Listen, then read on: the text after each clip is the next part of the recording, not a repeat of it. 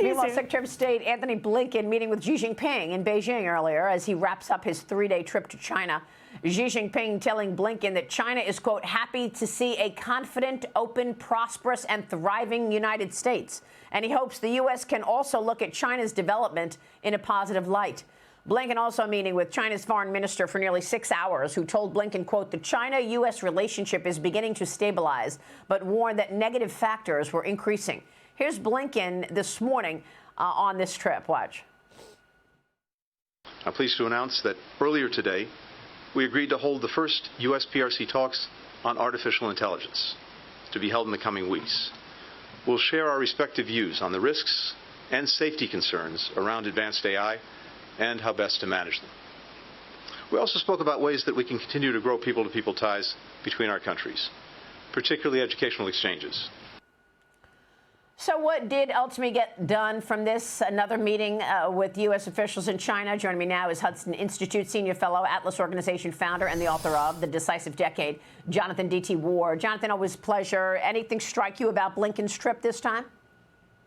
Well, look, Maria, I mean, I don't think this is time for detente with the Communist Party of China. I mean, going over there and talking about what we can cooperate on as they undertake the most significant military buildup in modern history, a major nuclear buildup as they continue to ship fentanyl into the United States, killing tens of thousands of Americans every year. The idea that we're going to have these working groups and discussions over, you know, high-end technologies that are patently dual use in military and strategic competition. I mean, just we're not in a point in this competition where we even have a grand strategy that is anything, you know, looks anything like something focused on winning. So, you know, I personally am losing my patience a bit with some of these meetings. I mean, at his press conference this morning, he talks about having a working group with the Communist Party of China on fentanyl, just after Congress released a report that explains that the CCP is directly subsidizing the manufacture and export of fentanyl. So, you know, I just don't find this terribly useful. I mean, it was also supposedly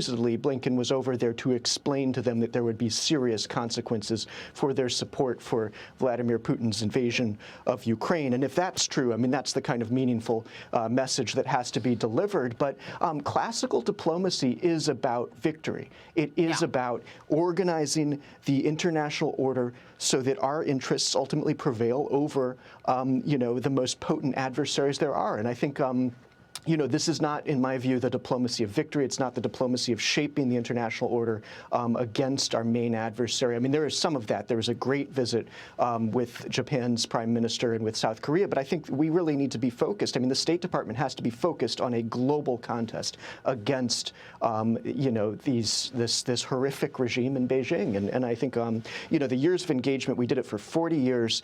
We transformed China from an agrarian state into, you know, an industrial and technological superpower, and you know, I don't think there's anything that we have left to give that will improve this relationship. It's now about focusing on defeating them in geopolitical, you know, sort of global competition. Well, that's not what we hear from Antony Blinken. I mean, you know, just a minute ago when he's telling us that we're going to share information on AI, something tells me the Chinese are not going to share anything with the U.S. in terms of how they're using AI, particularly as they apply AI to their military. As you just said, there's a story in the Journal this morning that says states take on China in the name of national security. I thought it was interesting because it goes through the states that have the states in America that have actually been tough on China.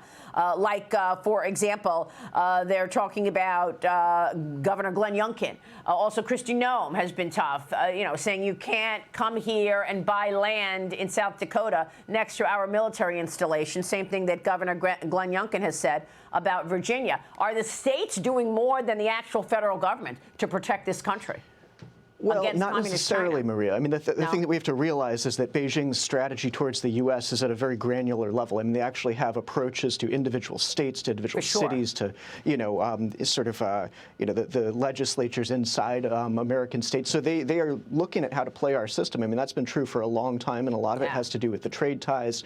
You know, you have some of the China lobbying groups in Washington explaining that, you know, every state has its own trading relationship with China, that sort of thing. So I think it is important for our states to get smarter on this, for our governors to understand how this works. I mean, I think, unfortunately, when we saw Governor Newsom go over to have his photo ops with Beijing and discuss electric vehicles and those sorts of things, I mean, you know, we're not yet, I think, focused as a nation on how to win this game, other than in Congress, which has had some very encouraging work come out in a bipartisan way. But I think we do have to learn how to play this, across the board. It's not just Washington versus Beijing. It's going to be the whole country is going to have to get into this game and figure out how to compete. And part of this is going to be about the prosperity of our own state systems and building trade ties with other countries that are actually our friends, learning how to offset that large chunk of trade with China, which can be done at a state level. I think that is going to be important.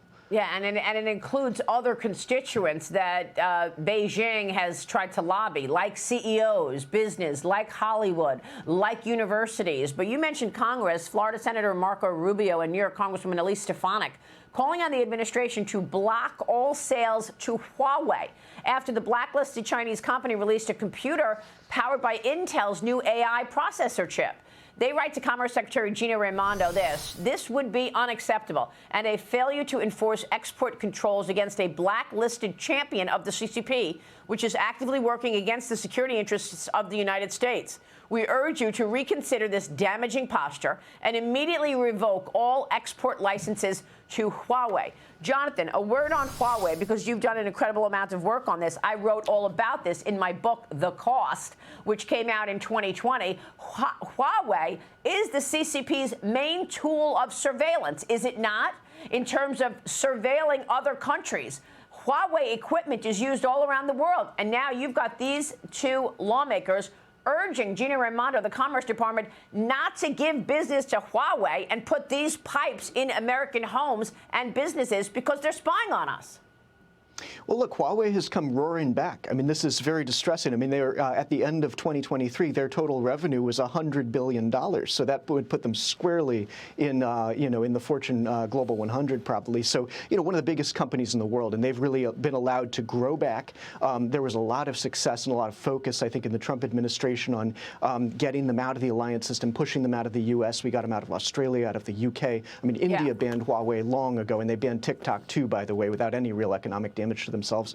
But, Huawei, as the FBI told us years ago, is just at the centerpiece of China's intent to dominate international telecommunications infrastructure. I mean, their chairman of their board was a former employee of China's state security services, all of it. It's a long list. We all know that. But they've been able to come back. Most of this revenue is in the China market, and their access to American technology has allowed them to produce new products, one of which was announced during Gina Raimondo's visit, the handset that they released. And they're still a somewhat international company. I mean, they've got a lot of revenue in Europe, Middle East, Africa, and some in Asia. So we have a big job to do when it comes to Huawei. I think it's unfortunate that they've come back, and we've got to focus on finishing the job. Yeah. All right, Jonathan, great to have this chat. We so appreciate your time this morning. Jonathan D.T. Ward joining us on Communist China and